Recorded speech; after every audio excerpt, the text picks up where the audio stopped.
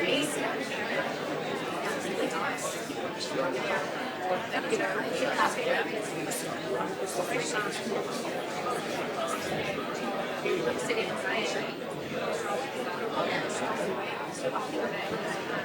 folks, how you doing? Jesus, I wouldn't want to face that crowd. Folks, thanks very much for coming. Very important, serious issue. We all know what it's about. It's the stink of Warrenpoint. It's something that affects us all, the reason we're here. But it doesn't only affect the people in Warrenpoint, Clermont Gardens, Braden Hill. It affects the people in Omeath who are suffering, and the people out in the Caribbean, industrial estate, the Caribbean in the area. So it's an issue that affects the whole community. You could say the Carnford Lock community. It's not just an issue for Clermont Gardens, Newry Street, or the Braden Hill. We've got family and friends that live all around this area of outstanding natural beauty. You'll see the signs coming into Warrenpoint where it says area of outstanding natural beauty, and then you get the stink. So we want to sort the stink out.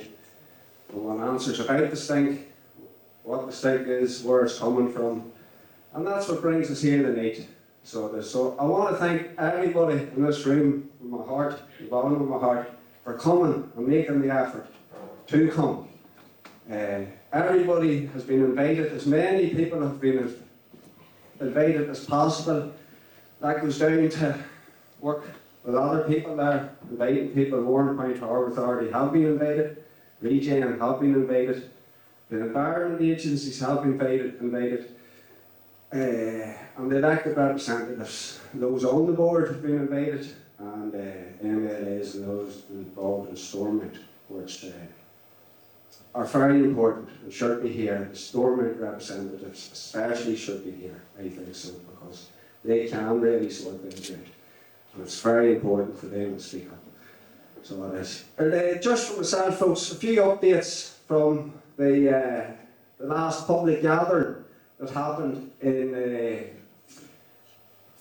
the Dock Wall a few weeks ago. That was just called in support of the residents, the workers and the businesses, just for an opportunity for people to voice their concerns, raise their concerns, ask their questions. Pearl, who we all know and was seen on UTV Live and was doing a very special job there in Clermont Gardens. Pearl Brown came up to that meeting, that gathering at the town dock wall. She got a taxi up. She left her 7 children at home, Clermont Gardens, and she got a taxi up to that meeting. And she spoke at that meeting, and she asked the questions that we're all asking. She didn't get any answers that night, and she got a taxi home. But I was with Pearl today, this morning there, and I have to say, Pearl sends her support, her apologies that she couldn't make it, she's busy, and her support, her wholehearted support. And she's 100% behind us and with us, and thanks us for the support that she's getting from the community. Now, I'd have to say, Pearl was on TV and she's asked her questions, and I asked her today, Pearl, has anybody come to visit you? And she says, no, nobody. I says, anyone from the port came to visit you? Regen, anybody? She goes, no, nobody has darkened the east door. I was shocked, so I was. Because Pearl's down there and we all know the job she's doing. And nobody has visited her, or nobody has asked her about her problem or the smell and that. Nobody wants to know. So Pearl's with us here 100% tonight in full support, and she's looking answers as well as you, me and all the rest of us. And hopefully we can go on forward and get answers. From the last meeting there was ideas of a motion to be brought up with the council. In the council it was meant to be an emergency motion. Unfortunately the emergency motion didn't happen. We left the meeting in high spirits thinking there was an emergency motion coming about the stink of Warrenpoint the following Monday night. Now, one thing and another, the emergency motion didn't happen, and we hope to work on that. But there was a motion brought for that Monday night after the meeting. But it wasn't a motion about the stink, it was a motion about the restoration of the baths in Warrenpoint. Now, I think that speaks for itself, so it does. You know, so I'm not going into the detail, we all know what it is, duck and cover and what have you, but that's the answer we got from certain elected representatives about the meeting on Monday night. So there's a whole lot more questions to be asked here, and with a few people in the room here, it's great to see Patrick Brown, Mark Gibbons and Jarlath Finlay here. If I could ask you just to come up, folks, I would appreciate there could be a few questions and there could be hopefully a few answers, but it's great to have a few elected representatives in the House tonight.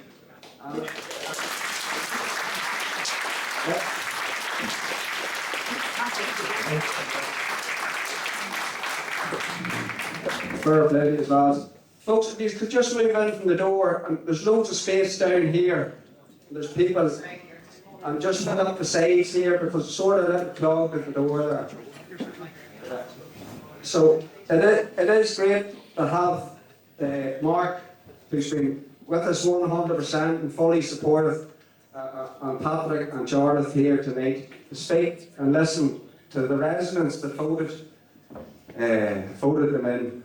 So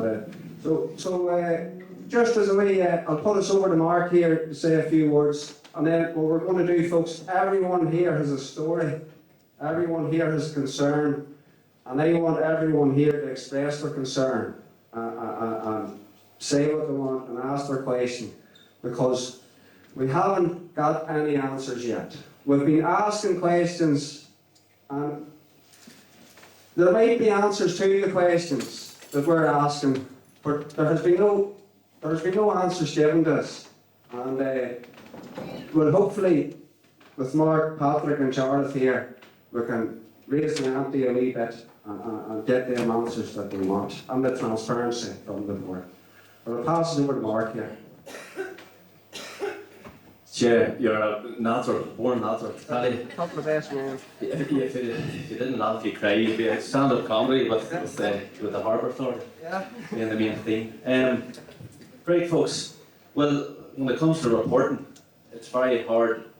Since I, what's the term? Can I use the term came out? Since I sort of came out and at the public meeting and showed my face and spoke up regarding the situation with the smell, I have got very little contact from anybody whatsoever when it comes to reports. I'm waiting on a report from the Department of Environment, just feedback, something come back to me.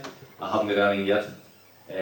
I have asked for an update on the investigation from environmental health from our own Department of Environment within the council.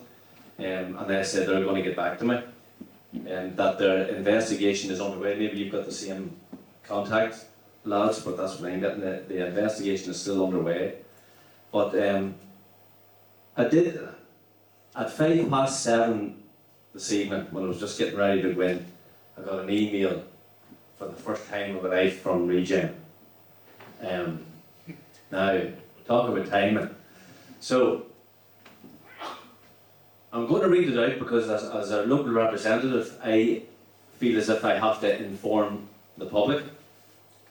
But there's half me very annoyed that I'm reading it out when there's people on the board, political parties on the board, getting over £6,000 a year that should be standing here and reading that statement out. So,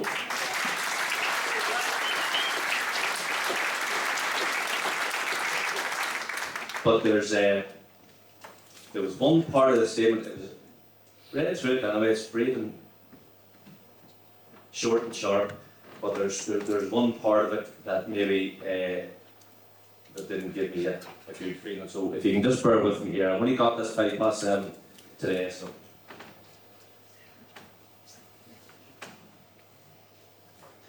And I got new glasses and the opticians last week and still can't get used to them, so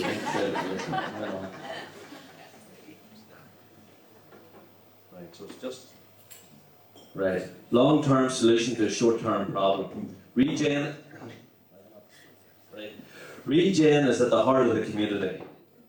Treating waste from households in the region every day and recycling as much as possible, and that it can reduce carbon emissions and make landfill a thing of the past. So it goes on to just really to explain how good a job they do around the area and the job that they do, how successful they are.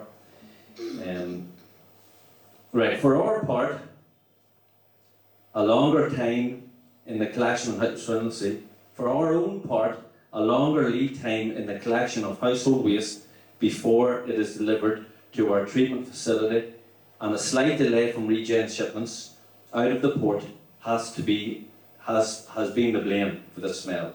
Unfortunately, these issues may have led to an increase in odour recently. Now, let's see what you make of this. We store bales of fuel, the last percentage of household waste that can't be recycled at the port. It is shipped to Northern Europe, where it is used to fuel district heating and power stations, a process which eliminates the need to send any waste to landfill and keeps Northern Ireland's carbon emissions to an absolute minimum. Now, Jake can nearly get back up here and do a sketch on that himself. So it goes on anyway, folks.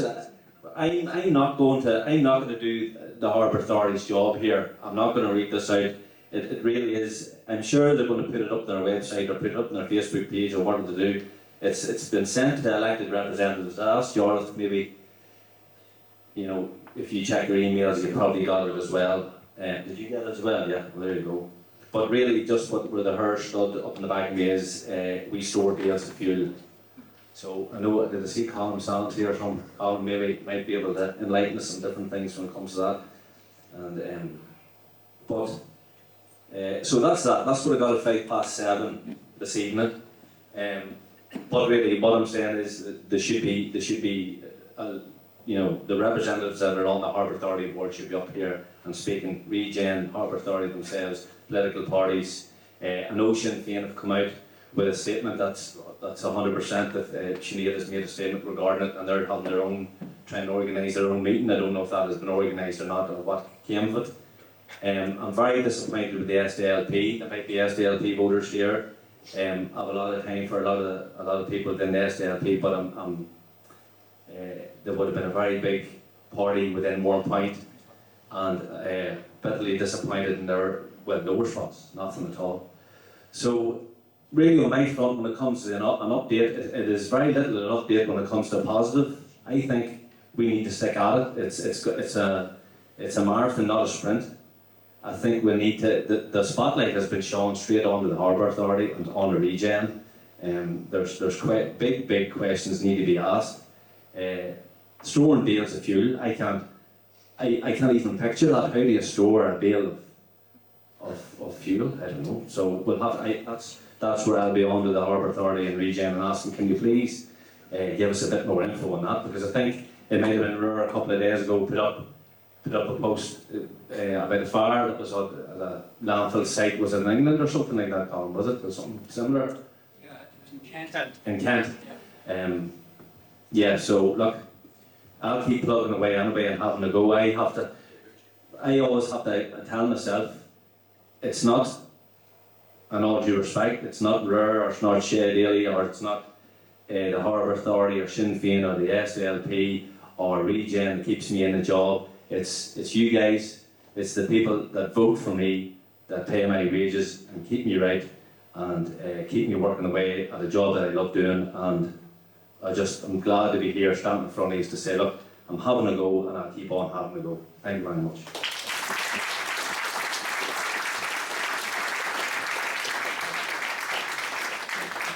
Mark, thank you very much, because it's very, very important that people do find the courage to speak up. It's not easy for a whole lot of people, and I know a whole lot of people can't speak up because of work and relations and one thing and the other, and that has been going on, so it is important to speak up, especially on behalf of the people. One thing I'd just like to say, Mark, that we've been told it's fuel as well, and there's some people saying that they've been using this word fuel, but it's coming out of the black bin, and it's rubbish, you know.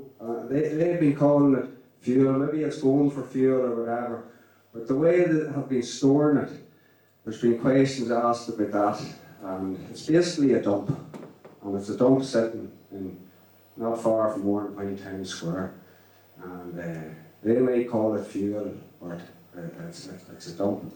It's also sitting beside a CO2 gas pipeline that's running down to the dodgy tanks that were put in at the roundabout last year, but that's another story. And we'll pass us over to Patrick Brown here to see how things are going with Patrick. Did you get any answers? Great. Good man, Shay. Thank you very much. And also thank you, Shay and Kevin, for organising this evening, and Shay particularly for your tireless work exposing environmental issues in the Carlingford Loch Warrenpoint area. Fantastic turnout, guys. For those who don't know me, Patrick Brown, Alliance Party, MLA for the area. I've been in a lot of public meetings during my time in politics. This is one of the best attended that I've ever been at. And you can be damn sure that for every one person that bothers to show up on an evening like this, there's probably 100 other people who are concerned about it. And I think that really speaks to the scale of the issue here and the public interest around it. And I'm not overly surprised that the port sent out an email around half an hour ago saying that they would not be able to make it. I am, as Mark, I agree with Mark, very disappointed that other larger parties, political parties in the area are not represented, and I think that's what happens, where you have a system where those parties have paid representatives on the Harbour Authority board. We've challenged that system before as a party. I think Jarlath and Mark joined with me in challenging the selection process for how political parties are represented on the Harbour Authority. For example, 1/3 of your councillors are independents. I think still the highest percentage of independents anywhere in Northern Ireland for DEA. Yet these guys, neither of them get a say in what goes on in the Harbour Authority. It's very much a closed shop for the large establishment political parties, and that creates issues. Now, I've been, I probably wouldn't even go as far as saying I'm a critical friend of the Harbour and the port. They probably would have some very nasty things to say about me behind my back. I was one of the first people to challenge them on their plans to dredge the loch, to store toxic waste in the harbour, on their industrial tank complex policy, and also around suspicious dumping in the gut area just past the boundary of their land. This is yet another example of the Harbour Authority cracking on willy-nilly on environmental concerns and not properly consulting or caring about what people in the local area want to happen to protect this beautiful part of Northern Ireland. But like Martin, probably like Jarlath, I also received the last-minute email from Regen there and a quick opportunity to scan through it before I came in this evening. And like Mark says, a lot of the language is both concerning and somewhat laughable if it wasn't so real. But what really concerned me is that the wording of it was very much, for our part, we have put in place processes to resolve this issue, and we acknowledge that we have caused part of the problem that has led to the smell in the area. That's very concerning because, as far as I'm aware, we still don't know what the other drivers of that smell are. What are the other factors at play here? If there is indeed a long-term and permanent solution to the smell emanating from the bales that are going to be shipped off to Scandinavia to lower our carbon footprint, then where is the rest of the smell coming from? And what steps are being put in place to address that in the long run? So that's what I will be going back to the Harbour Authority tomorrow about.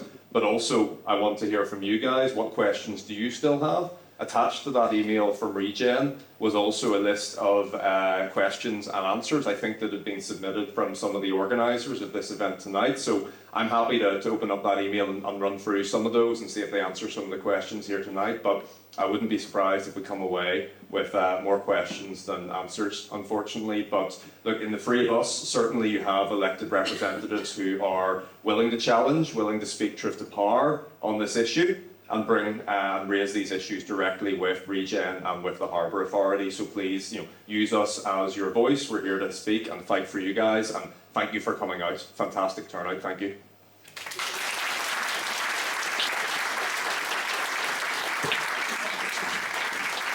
Thank you, Patrick. Thank you very much, especially as a Down Patrick man, alright, the road he came the whole way here for this.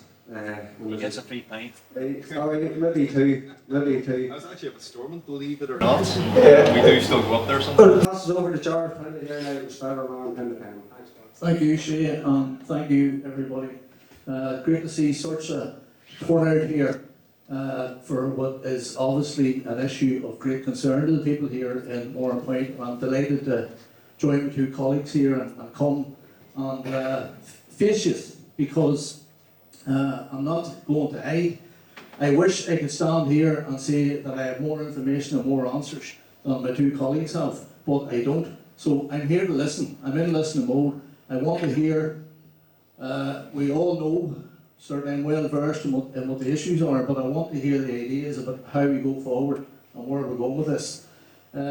I personally do think, now I haven't had any discussions with Mark or Patrick specifically on the Regen situation over the past number of weeks, but my personal view is it's too important an issue to be politicking with.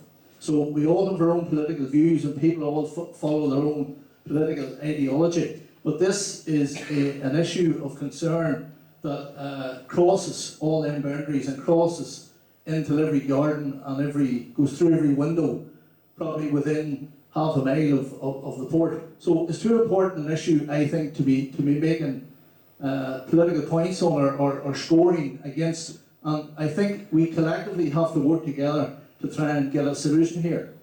As I have already said, I've been engaging the port directly on this, and it is quite difficult to get straightforward answers out of them. Now, they have told me that anybody that has come to them with questions, that they've done their best to answer those questions, but even though I hadn't sight of the email that they sent tonight, it was nearly like a computer-generated response that Mark read out, and I don't think that's good enough. Now, I had heard from employees of the port about a number of mitigations that were put in place, but until I get that confirmed officially, I don't think it would be fair to share that here tonight. But I just want to reassure you that my ears are open and my phone line is open to the harbour to see what we can do.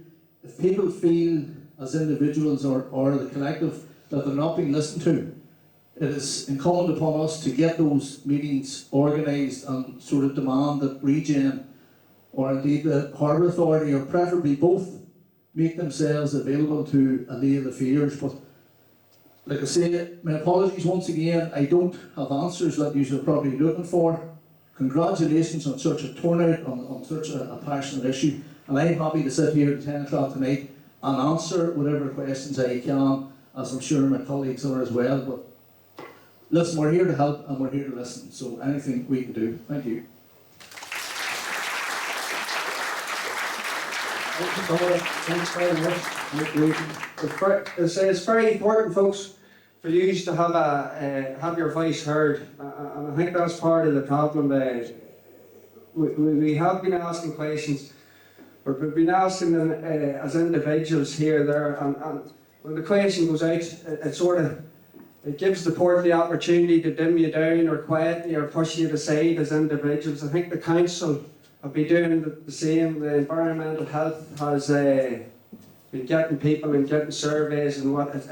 They're doing everything and have been doing everything just to dumb down, quieten and keep you quiet till the issue passes.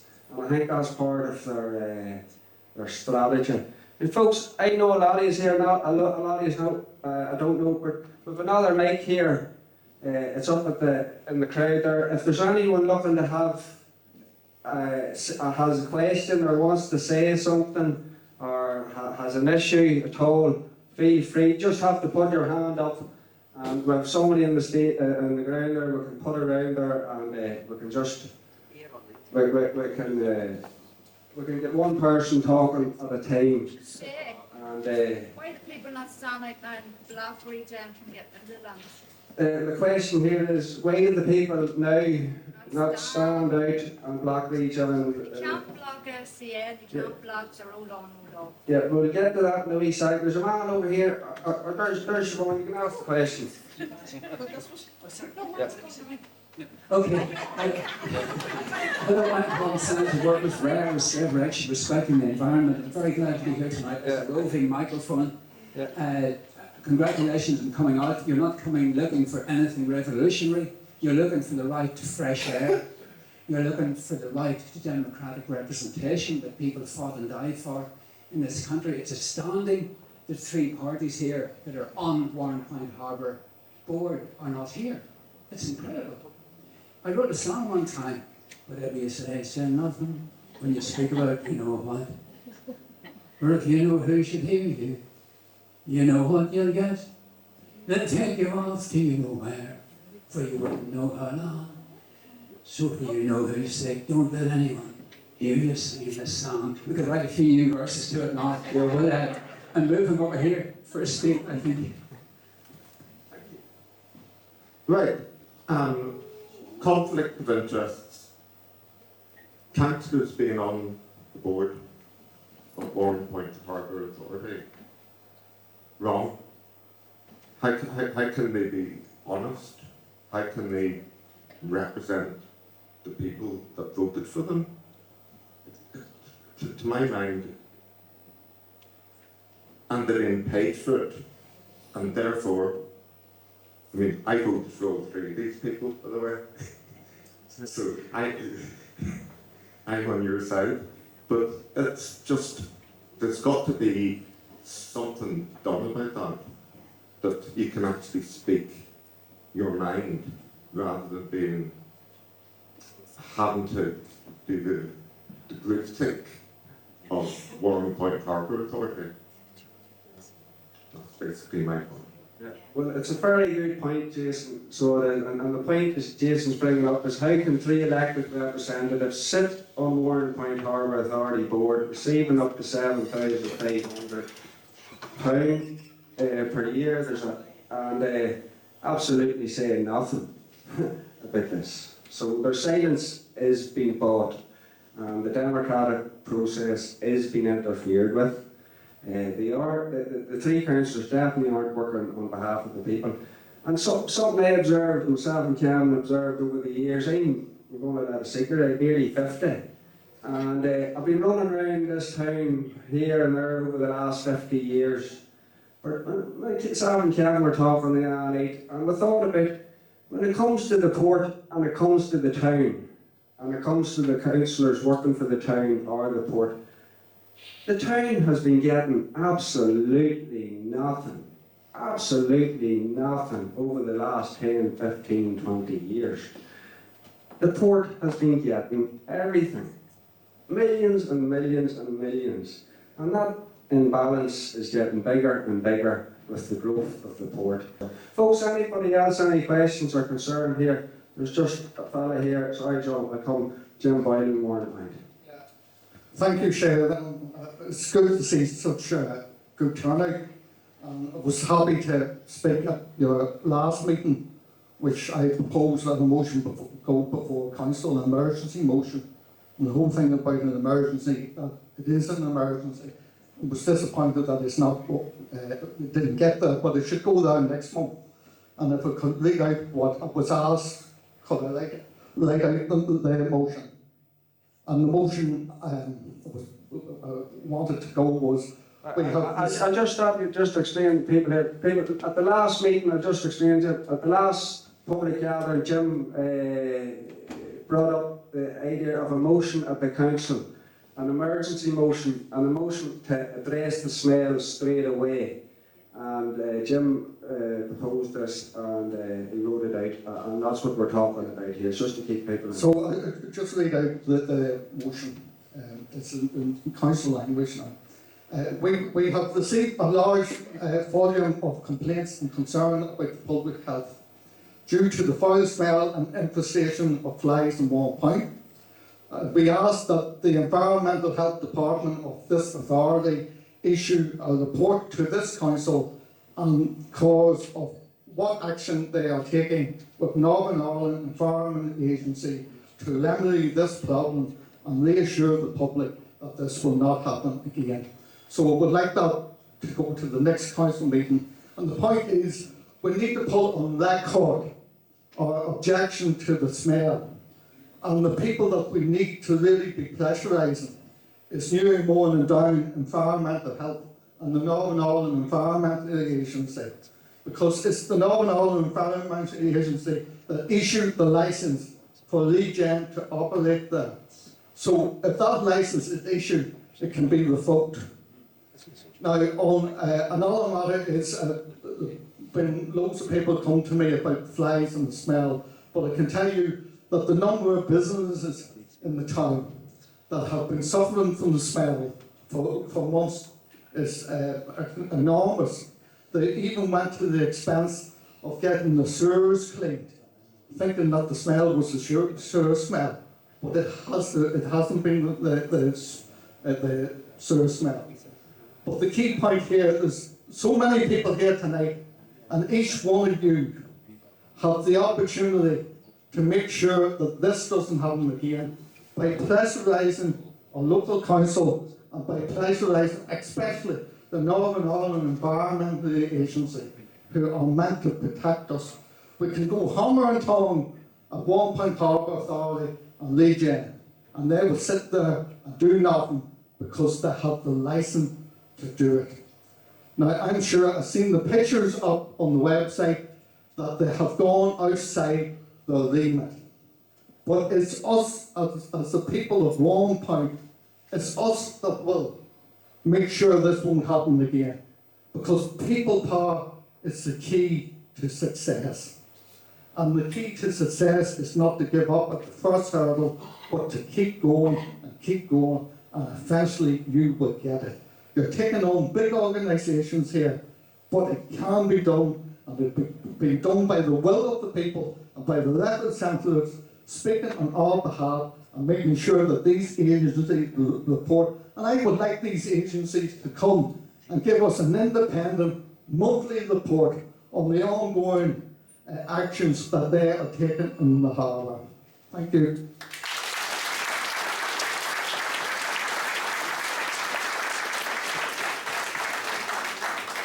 Thank you, Jim.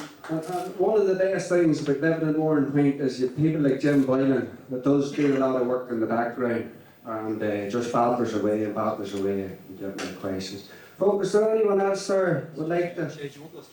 Oh, just 1 second. Just regarding Jim's question there. Jason, just quickly. Or Jason, Mark's going to respond. Sorry, Jason, just yourself. Completely agree. There should be local people on that Harbour Authority board, and nobody should be getting paid a penny. It should be voluntary, and that's it. Not a shilling, and then you would soon hear the voices.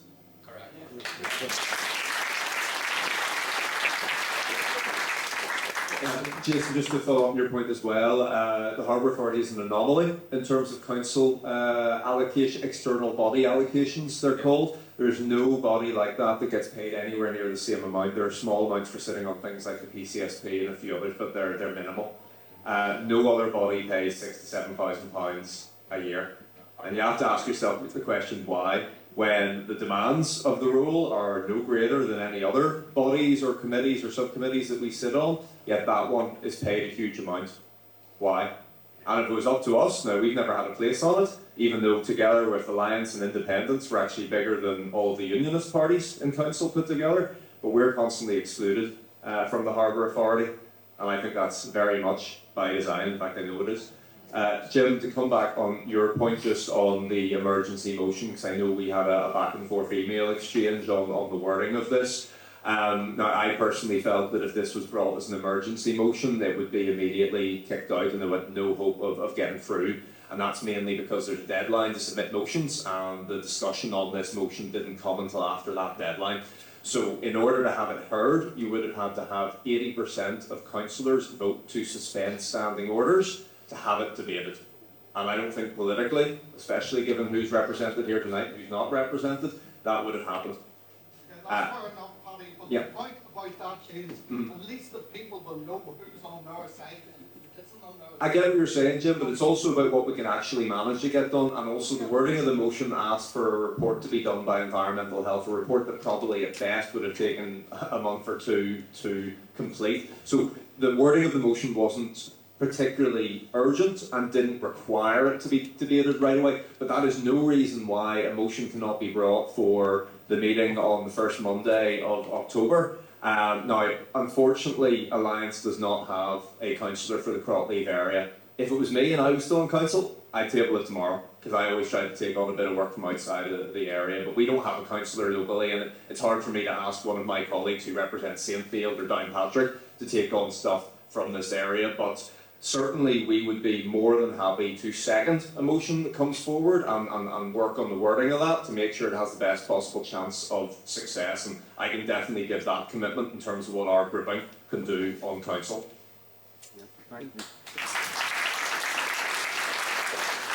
Jim, just further to what Patrick's saying there, so the October council meeting, if my maths is correct, would be this night, 2 weeks. So we have until Thursday of this week to submit a motion, and I am more than happy to second a motion if Mark wishes to propose it, or indeed vice versa. So that does away with the need to pull it through on an emergency basis and the whole rigmarole that then brings with the suspension standing orders and stuff like that. So proposer and seconder is all you need, 10 days in advance of the meeting. So we're in that zone now. It's just a matter of if we can liaise with each other over the coming days and agree on a wording for the motion. And essentially we certainly have the support of Alliance, and I would like to think that we have the support from the other parties. And just address Jason's point. I did say previously there that I think this issue is too important to be politicising. It is what it is with the 3 positions, Jason, on the Harbour Authority. Yeah.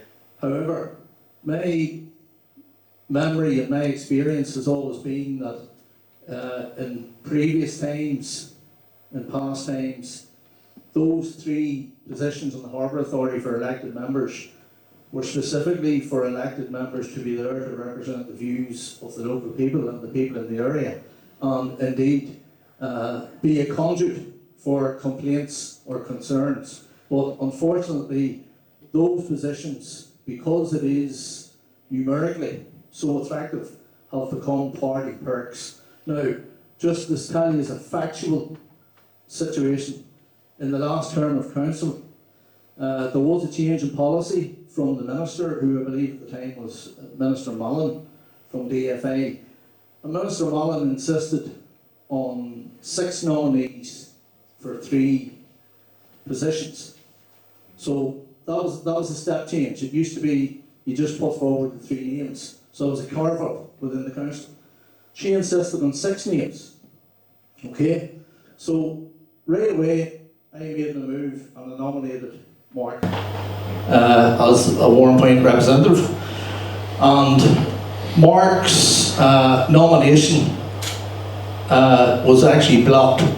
He wasn't even allowed by our elected colleagues to allow his name to go forward as one of the 6. Now, to keep that party going then, my colleague here, Patrick, who was a lowly councillor at the time, then proposed myself, and the same routine was played out, where my nomination was blocked. So there was 6 nominees for 3 positions, and myself and Mark were actually blocked from doing that. But like I say, it is what it is. We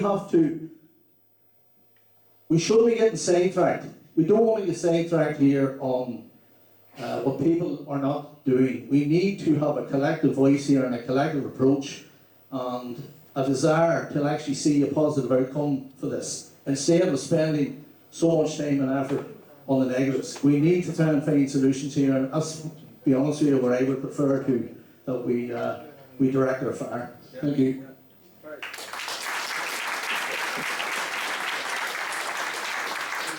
Very good, very good. Just from back on that motion, but it would be great, I think, to get the motion up and running between the councillors, you know. It would be great to get a motion, to get it up, and as I say, even if it's not an emergency motion, which it is, but even if it's a motion, it would be great to get it up and show that something is happening within the council, you know. So The disagreement I had, I think, over that chairs. I know rightly, maybe the two men will keep me right. Because I knew that a wee bit newer to this in these two ways. The experience they have with motions is unbelievable. So I'll ask you anyway. Could there be, right, play it out then, I have a motion then and Gerald seconds it. Could there be some way that, I remember before regarding Hilltown and the wind farm trying to block it, and the SDLP made a very shrewd move against themselves, and they didn't even get a chance to put the motion to the floor. Can that sort of trick be pulled again, whereas the Lions would have far bigger power to get the motion over the line? Can you explain that to me? No, so all the motion needs to be tabled on the full council agenda is a proposer and a seconder. Very good chance that it would be deferred to committee, possibly Active and Healthy Communities or SPNR. Chairs often like to do that because it speeds up the agenda, but also it minimises the opportunity for scrutiny and press coverage when it goes to committee level rather than full council.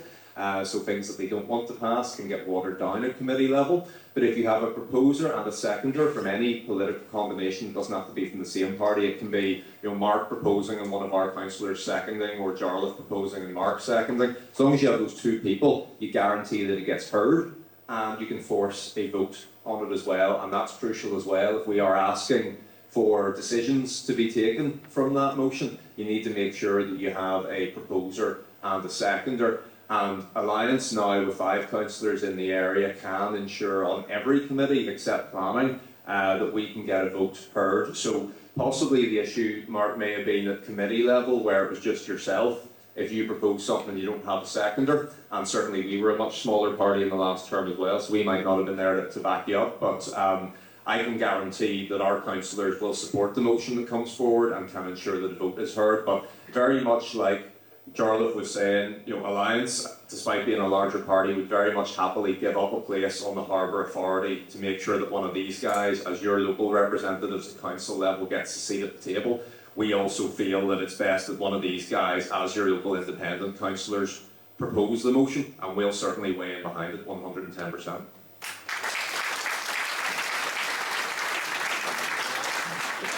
Thanks. Well, that's a bit of progress. And as I say, working together, and us all working together. Just pass us over to the floor here. Bernard here from Omeath is going to have a few words. Lower Shore, Omeath, should I say. I'm not a resident from Warrenpoint, but we share in the issues that you have. We have experienced a lot more flies. We do have the smell, but maybe not to the degree that you have it in your gardens. But we also experience a lot of noise at night too from the machines working. We could see them spraying the chemicals. You know, they were standing on top of the bales, the cells, and we could see them spraying. And we had a very strong smell of chemicals in our gardens. I have grandchildren playing in my front garden on the shore, and that really concerned us. So all windows, doors are closed, and you know, you're not allowed to go outside when that's happening.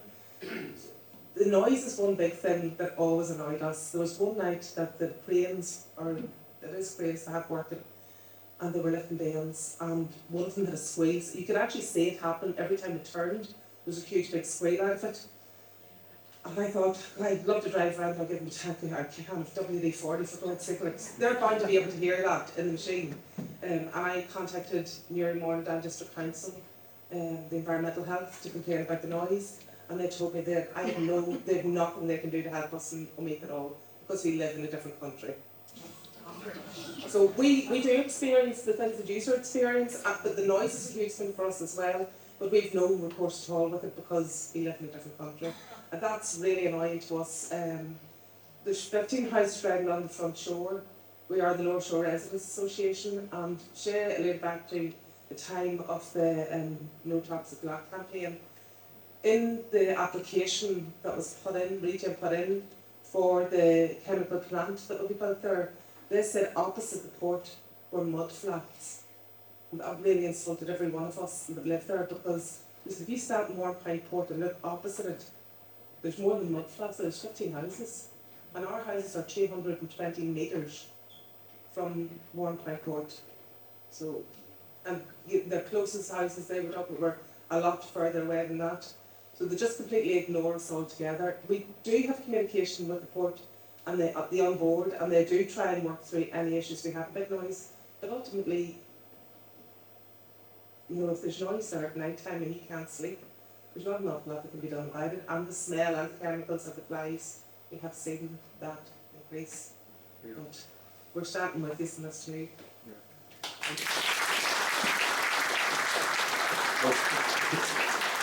Thank you, Bernard. As Bernard says, it's from the lower shore and Omagh, and it's very important that we realise it's not just a Clermont Yard's problem, it's not just a Mary Moran problem, it is a Carlingford Lock problem. And to be described, I've seen plans that the port have been putting in, and I've seen plans for the hazardous waste facility, I've seen plans for the tanks, the Yara tank gases down there. And what they do is they just draw a line at the edge of the port, at the lock, and they do not recognise nothing that happens over that side of the water. It's just black. And as I say, they describe it in one application as mud flops and a boundary on the other side.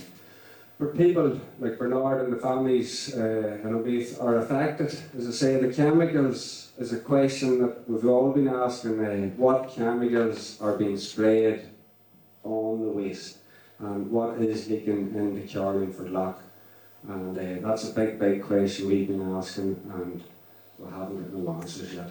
There is an answer on that via the email that was sent, actually, if it's helpful. All right. May not give much clarity, but I'm happy to read it out. Yeah, we can have a read out anyway, so we'll let Patrick But just read as I that say, out. that's one thing that annoys me. We shouldn't be doing this. No, It there's should be right. the bollocks that are not. It should be here, standing here. You know, on the board, and the political party should stand here. I've been asking the question about what has been, so we've been asking the question of what is the chemical spray, and there may be an answer, there may be a good answer, but to date, well, as far as I knew, there was no answers, which raises suspicion, and as I say, they did come up with something saying some eco-friendly, some sort of stuff, I don't know what, but I'll just take a question from John here. On the floor, John Bagwell, and then we'll get back to Patrick. When I looked through the accounts of the port in 2018, we collectively are one of the stakeholders in the port.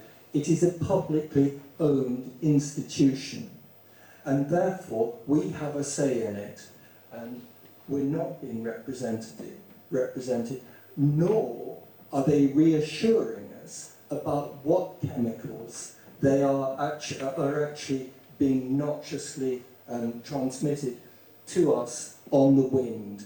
So that's who we are. We are the stakeholders in the port, and we're not being properly represented, and we all collectively want the same thing. And I agree very much with Jarlath that we're all in the same boat here. And so the port in a way, but they're politicking about it. They're prevaricating. And I just want to remind you all that we're stakeholders in it. Thank you, John. Thank you, John.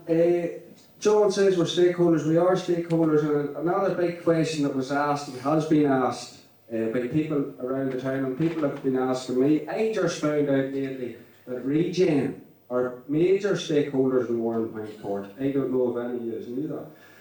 But I don't know how they became major stakeholders, or when this was relayed on to the community, or when the community was told about it, but apparently Regen have become major stakeholders in Warrenpoint Port. And folks, that's not good for the next generation. Not good. Not good for your kids, grandkids, nobody. So I'm just letting you know, I'll be asking, I want to know, when did Regen become stakeholders in Warrenpoint Port, and what door did they come through? It definitely wasn't the front door. Here's Patrick with whatever they have in their stuff.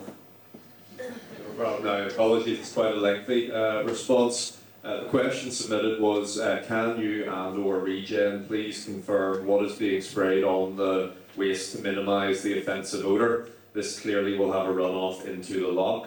The answer is the misting system is a preventative measure that works by atomising water with 0.5% of scented deodoriser.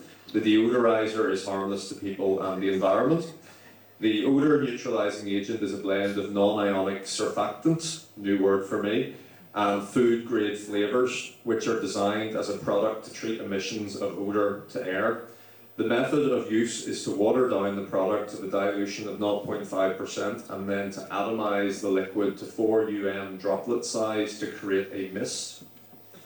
The role of the material, brackets non-ionic surfactant, is to reduce the surface tension in the droplet, making the droplet more absorbent.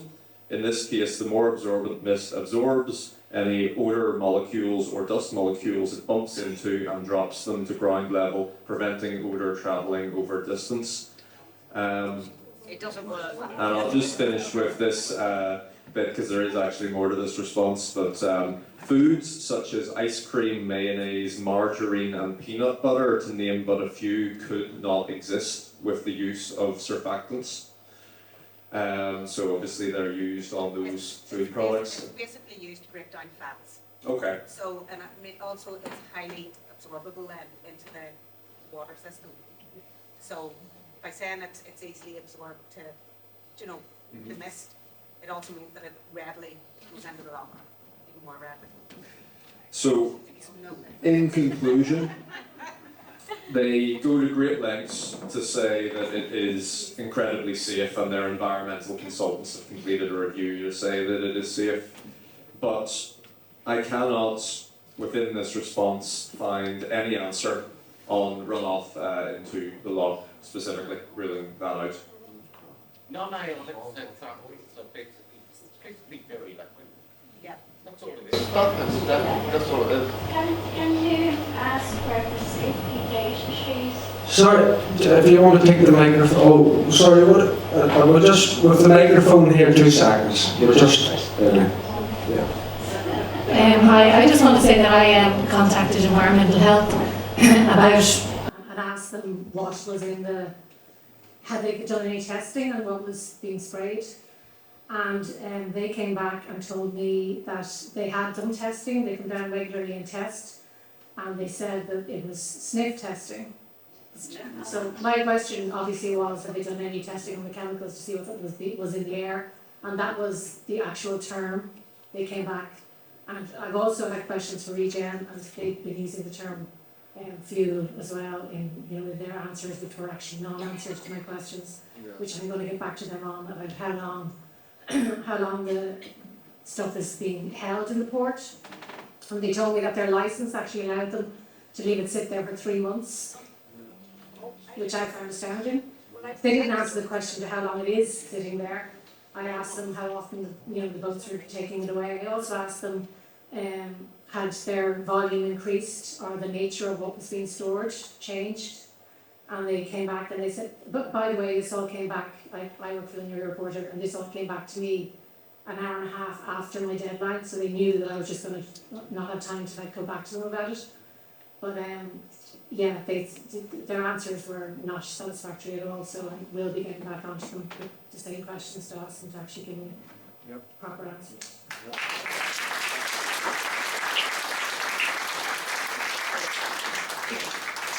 Just on that, the Locks Agency in Hartlepool tests the water at Narrow Water. I don't know if it's weekly, fortnightly or monthly, but we would have some fishermen guys out there fishing, and they've said to the Locks Agency, well, how is the quality of the water? And the Locks Agency guy said, I wouldn't be eating shellfish out there. That's, I haven't seen any reports, but that's what they've been told. Don't be eating shellfish. Definitely, yeah, there's a few folks there, Colin, if you just... sorry, just one second, saying the microphone there, we'll talk to the microphone. Just a quick question. For most chemicals, you get material safety data sheet. Is it possible for you to get that? Because that has the environmental effect and the safety effect of the chemicals. But they haven't specified which. Why not? Yeah, exactly. There are dangerous non-ionic surfactants. They're not all medium. Like, I mean, we used to use one in a lab that we weren't allowed to use without gloves because it would degrade the fat in your skin. So, you know, by just saying non-ionic surfactants, they're not all safe. There's different levels, so they do need to specify which ones. That's good to know. We can definitely follow up on this. This is the sort of expert knowledge that we're generalists. You know, we need to hear from you guys, and we'll certainly raise it.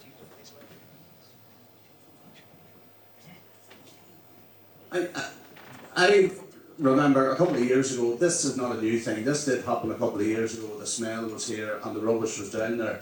Was it not a case of pictures being taken of guys spraying in hazmat suits? Now surely to God, they're also treating the flies down there. It's not a scent-based chemical that's treating the flies. Yeah, very good point. There are very many clear examples of the licence being flaunted. Just while I'm moving down here, let's see, bales shall be no higher than 5.5 metres. We all know they're much higher. They shouldn't be longer than 20 metres. They're under 50 metres long.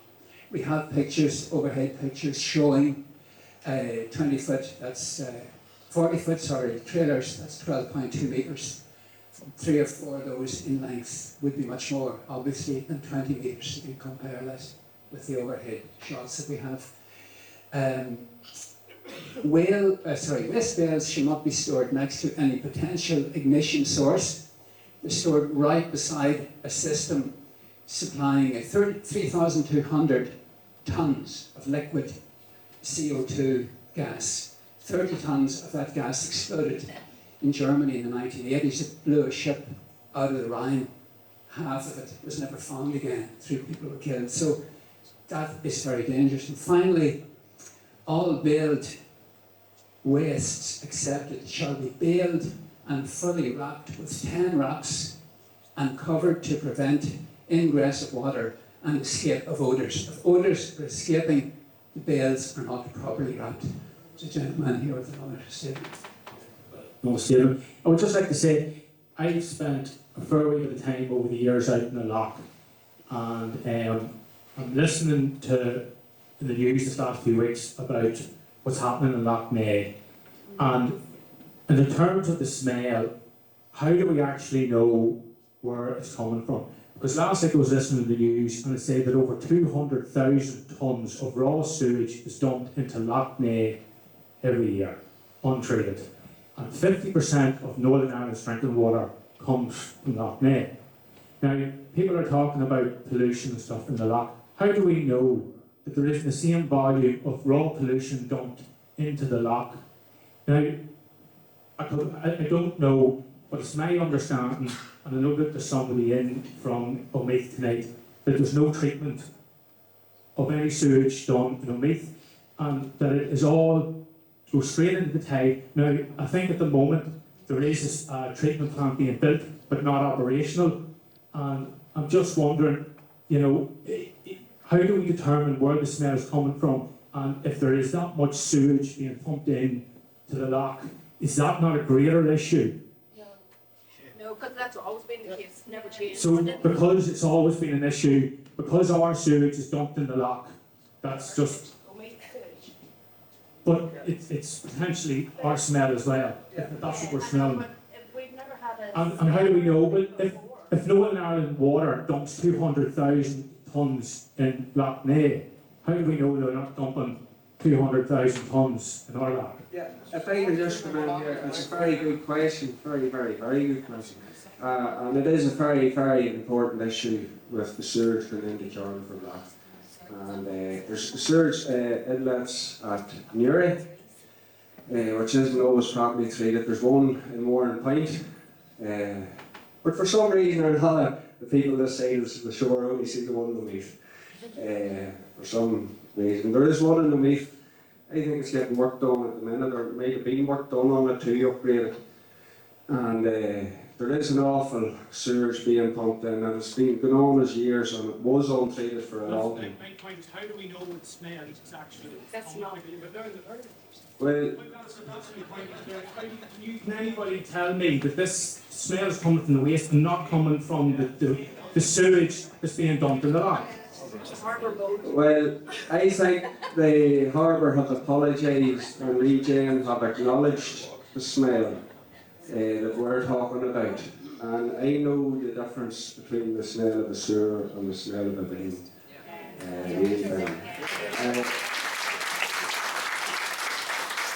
The sewage is an often serious issue with even stuff being washed down the toilet, single-use plastic, earplugs, cotton buds, plastic things. You can go down to Narwater and you can find an awful amount of stuff from the sewers on the beach, right the whole way around the loch. And it's a Carolyn loch issue. And it is another issue, serious issue that faces the loch. And I'm glad you took up Lough Neagh there. What's happening in Lough Neagh is just years and years and years of neglect has been building up in Lough Neagh, and that's the results of it. You could say the failures of Stormont if you want. So if I could just, the microphones in here in the corner here, and then it's going to come around Finbar, and another question here from Wayne. Thanks, bye. Shane, there's not one minister in any department sitting in Northern Ireland at the minute lapping that shithole of Stormont. How do you expect to cure this problem? Because there's no environment minister, there's no minister for anything, any department in this country. What are we going to do? What? Oh, hold on, I'm just getting pulled away. Apparently there's a statement coming. Well, I do believe we are addressing it, and we can do a lot of the work on the ground ourselves, Wayne. We need something else regarding the fact that it's a multinational company. Our civil servants in this place are running the country, and let's face it, they're making our horses arse out of it. So why are they won't even do anything for up the lock in Fermanagh with that poison running around? Yeah. Well, it's a big concern. I can understand everybody's fears, but with no government, with fuck all, usually in this country. Well, I believe if they're not going to do it, we'll have to do it, Wayne. And I have that spirit in us, so I have. If they're not going to look after it, we'll look after it. Well, I'll back you whatever you decide to do.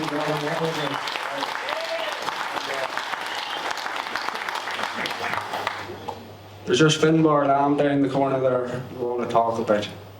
Finbar. Shane, there's been a lot said here tonight about flies and smells and God knows what else. Might I remind everybody without being too alarmist, about 20 years ago there was a major fire, I do mean a major fire down in that port. There was a huge big shed packed with paper, and of course it went on for many days and the embers were all over the town. Now, what Mark has told us tonight is that these bales are destined for, well, you've called them more as bales of fuel, and that should be a matter of extreme urgency to get rid of the stuff.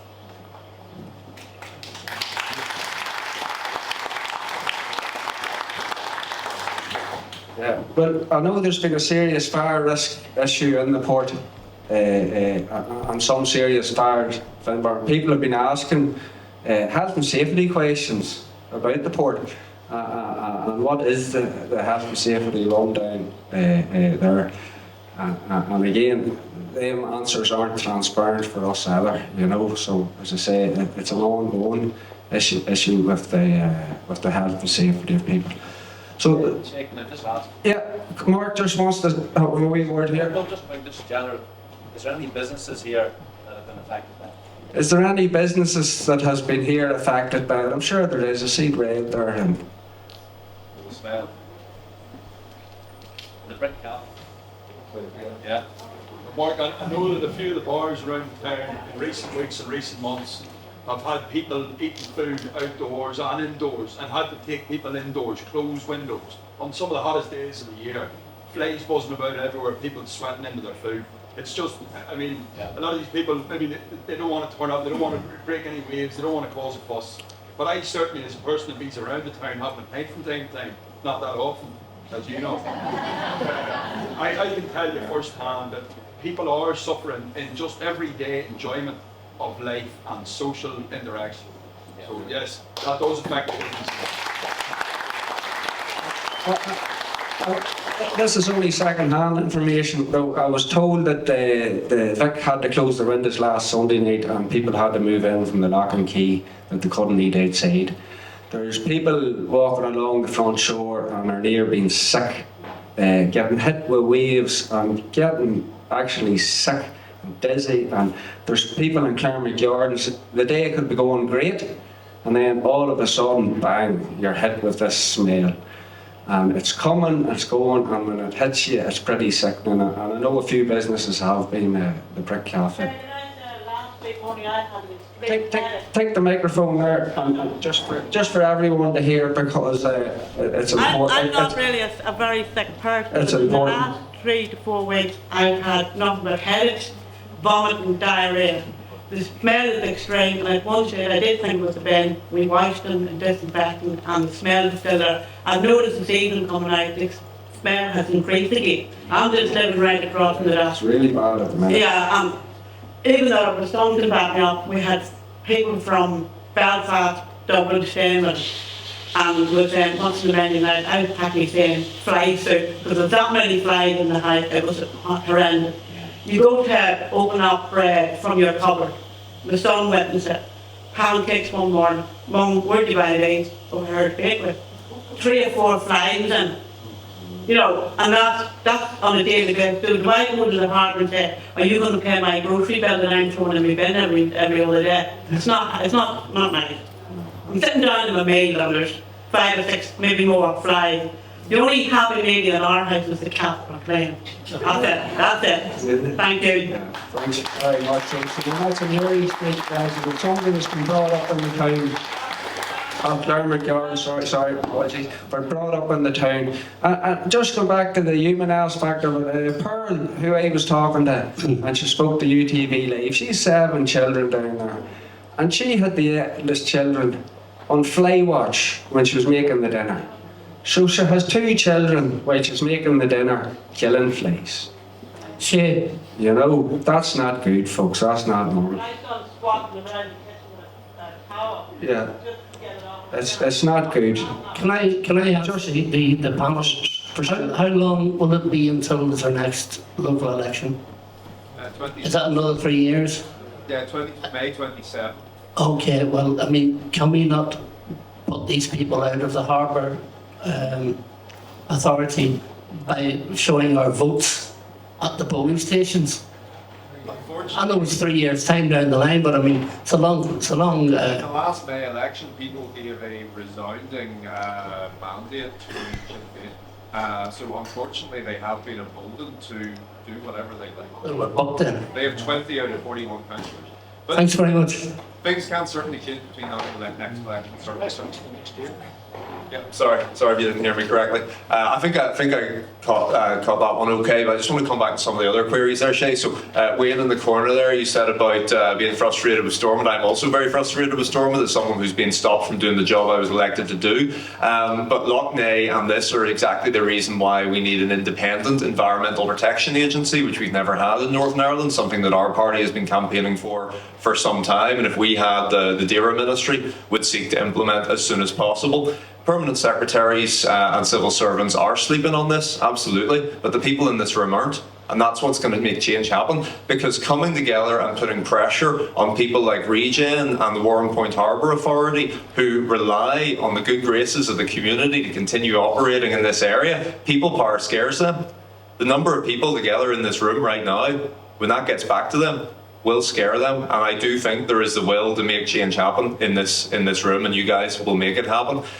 Just to comment on the Beales comment that Colin had mentioned, I think this is quite interesting, because someone put in the question to say, do Regen adhere to the condition that bales shall be stored no higher than 5.5 metres? And this is the most sort of classic bureaucratic local government response. Recent inspections have assured us that we meet the requirements of our statutory agencies. Bullshit. So no reference whatsoever to what the maximum height should be. Just, we have been assured that we meet the requirements. So I don't think that's good enough. And the gentleman that raised about the sewage concerns, yes, we don't have any proof around this, and we can certainly ask some questions on the back of that, but I think you do raise a good point about where else is the smell coming from? Because it was very clear from the language used in Regen's letter to us elected representatives that they take responsibility for their share of the problem. I said this at the start of my comments, and I think this is very interesting, because Regen have gone to efforts 2 or 3 times in their letter to say, we acknowledge that we are part of the problem, and we are doing our best to resolve what we have contributed to the problem. So there is another issue out there that I think needs dug into more. Because they are not accepting 110% of the responsibility here. So there's definitely more questions that need to be asked.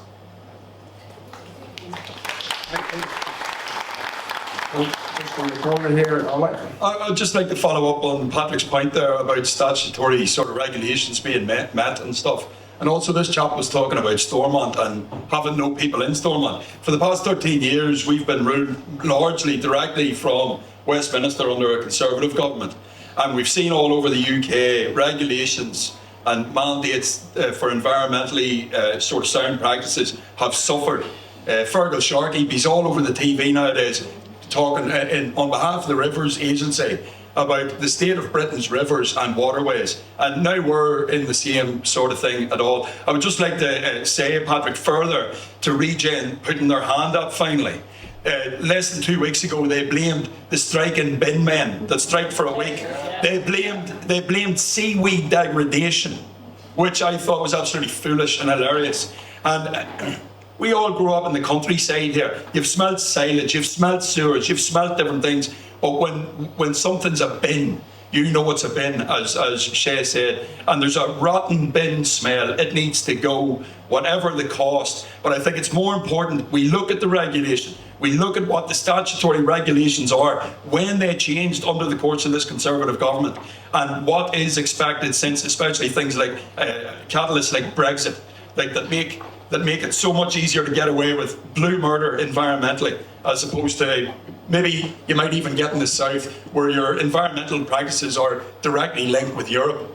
All right, that's all. Oliver, just to follow up on the point you're making there about environmental regulations, and I'm not going to put Patrick on the spot here, but I hope when Stormont eventually does come back that he will pursue that bill to bring forward a law change eventually, that the environmental regulation is overseen and managed by an independent body. And if there was a perfect or more perfect example about why that's necessary, I don't know whether anybody's seen the politics show yesterday morning when Edwin Poots was on it, and he was talking about the Lough Neagh situation, and he tried to blame an invasive mussel for the situation in Lough Neagh, and done everything to avoid agricultural runoff and aggregate runoff and so on and so forth. For the very reason is he's a farmer. He's a farmer, and but those are the people that had been in charge. So until it's actually taken out of them and the power is given to an independent body. But Brown has just tied himself up in knots here because there's no way out of it. So when they do eventually get back, and Patrick Brown doesn't bring forward this proposal that eventually will become law, that we end up with an independent environmental agency here in the 6 counties, you're in trouble, Patrick. Just on the note about Edmund Poots and being a farmer, and so it's a bit like the Conservative government blaming the current economy on striking workers and bad weather.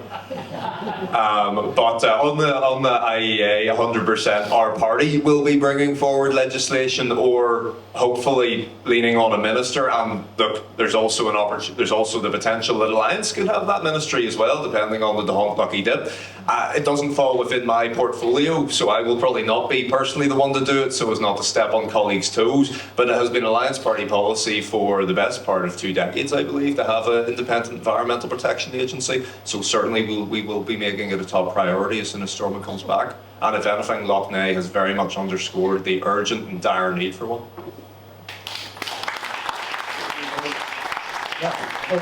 But folks, it is vitally important for folks like yourself, Columns there with a microphone there.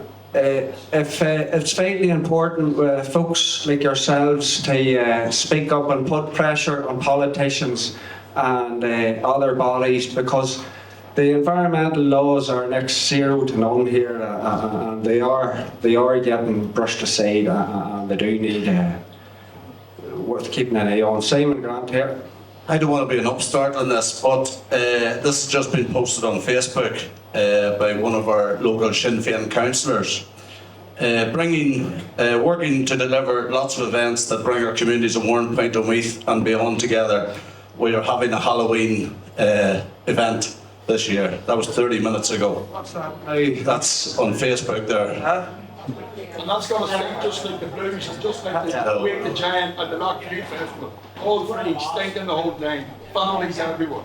There you go. Yeah, so what you're saying there, that's a post on Facebook? That's a post on Facebook 30 minutes ago. So that's more important. Yeah, so there's a post on Facebook about the Halloween events there, folks. Scary and it's like Halloween. Yeah, it just, yeah, it's hard to believe that. Yeah, I'm just going to answer or comment on the way across here. I believe that action is the way. We've come here tonight looking for answers. The people with the answers are not here. If you read the Warrenpoint master plan, it would be better described as the Warrenpoint manic plan. It's completely mad. It doesn't take into account the size of this port. It doesn't take into account the fact that there are 2 major ports, Dublin and Belfast, with huge infrastructures that could handle the kind of waste that's piling up down the road there. I believe that Warrenpoint is in the way, every one of you is in the way of the Warrenpoint Harbour Authority manic plan. They've made that clear way back in Stormont that they would stop any efforts to develop residential areas anywhere near them. They are getting into your air supply. They are blocking your lungs. The only way to block that kind of an operation is to block their lungs. Here, here.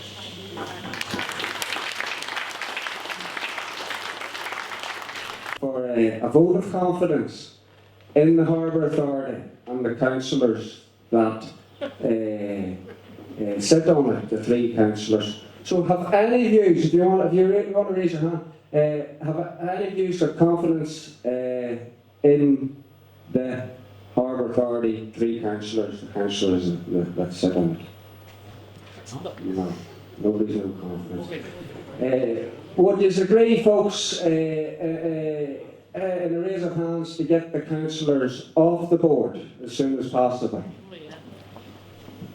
And everyone sort of more or less agreeing that it is unanimous that the councillors have to go with the stink. Because that's coming from yourself there. And I'm an action person, believe in action. And we can talk about lawful and peaceful action.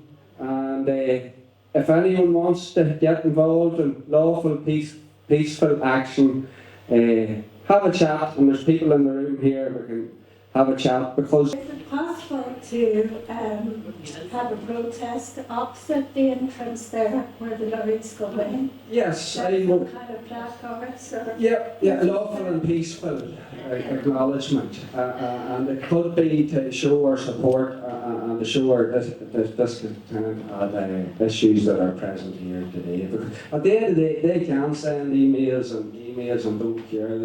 They sleep up in South Armagh and other places, so it is possible, yeah. Hey, just to respond to that, I see what you're saying in terms of like, you know, peaceful action and I agree protests, and I think they understand numbers and they understand money. We'll get spectacle for that and we'll get maybe media attention from the newspapers, but will it achieve anything? Like, it needs to be like more than one thing. It has to be sort of like a triple, you know, pronged approach. You've got to have someone going for work in the council, you've got to have that kind of direct action, but we also need numbers to show up and we need businesses involved. And I'm just reiterating that point because I think it's so important. It's the only thing they understand. Yeah, you're 100% right. I just want to clarify, when I said blocking lungs, we all breathe oxygen. Big business breathes money. That money comes in wheels, loaded with waste. The port is going to handle all of Belfast's black bin waste now. There's more news coming out. In Ray, we work with the Environmental Justice Network Ireland. We're supported by lawyers from Queen's University, Trinity College, or UCD rather, and Newcastle upon Tyne. So I don't want to say anything until the documentation is clearly there. But I can tell you that that is the plan. And I'm telling you, it's going to get worse before it gets better, unless we take some kind of action. There's been a reference to emails this evening, emails being sent out and emails being ignored. If everybody here would undertake to start emailing, permanent secretaries at DERA and infrastructure. Yes, and the politicians, but there are people here from County Louth. Has anybody thought about contacting TDs from County Louth, even further south? We're supposed to be living in an age of cross-border cooperation. I don't know who came out with the other country statement from the so-called council, but there should be cooperation, one island approach. It's all the vocab is there in coming from our local politicians, and really we can do something. We can get active. I received an email back this morning. I think it was this morning. Now, from the fire service, I made queries about fire safety down at the point I raised earlier, and I got an email back. DERA, Department of Agriculture and Rural Affairs, have primary responsibility for that. That's what they told me. So people could be emailing the permanent secretary at DERA. Now, we're also hearing that these permanent secretaries are toothless tigers because they have no ministers to give them directions. But I still do believe people should sound off, have your speak, use your emails. Thank you.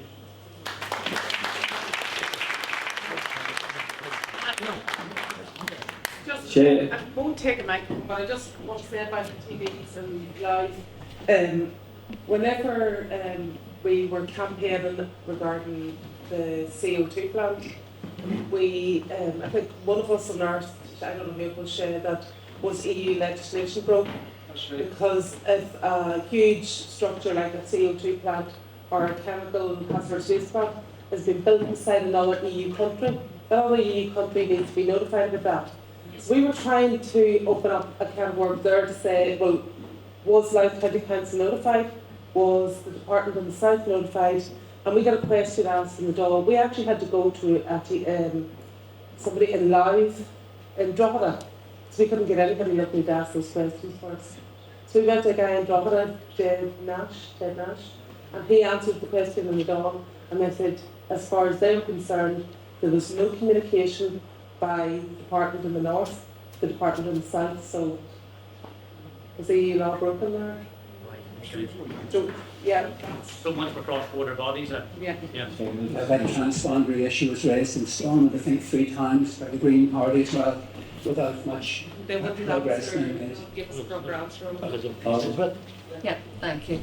Can I just say first of all, thanks very much to the 3 gentlemen sitting up on the stage, to Colin, to Shay, to everybody else that's involved by alerting us all. I think there's a danger. I certainly wouldn't be in for the idea of freely bins down to the harbour or anything else. I always say stay above it, don't go to their level. And I think what we need to do is maybe, John said we're all stakeholders.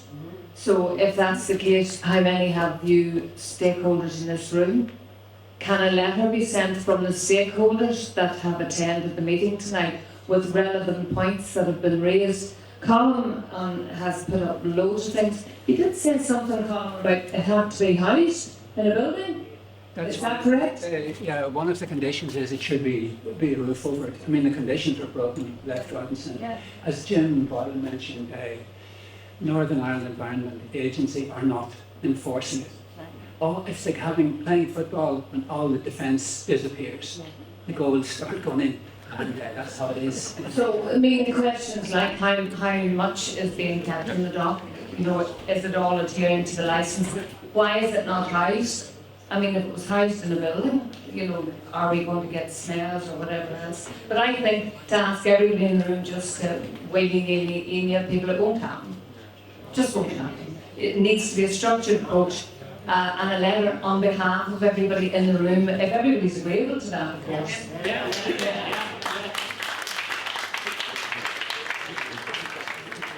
I think we were required to carry a petition or yet. Yeah, maybe that's, we could do that. Just 1 second. That's a good point. Yeah, this is good. The only thing is somebody like Kevin maybe could collect everybody's email before they leave the room. Be a good idea, maybe. If you had sheets of paper with pen, everybody could fill their email before they leave. Folks, I've got a child to put to bed, and there's one on the west wing going to have to go very soon. But I'll just tell you where we're going to go from this, because there's no point in having a talking shop regarding the 3 of us guys. I'm going to work with the 2 boys here. I'll have the 2 boys talking about the motion, and me, the one that's going to be putting it through. You know, you're so correct, the 2 is. Yeah, so the topic's going to keep me right regarding the word of the motion, make sure it's clear and concise, and it'll be either Jarlath or one of the Alliance members will second it through. But that will shine a big spotlight on it. There'll be heads will be turning at that. And I don't think it'll probably be the first time in the council's history that type of motion will be going through the council. So, you know, that'll be one thing. I think Lady mentioned it, nearly like a 3-pronged structure to it. So the emails is another good example as well and there's a lot of power in email. An official email sent, and it has a lot of power. But I'm sorry, folks, I'm going to have to go. So thank you, everybody, for listening. Thank you.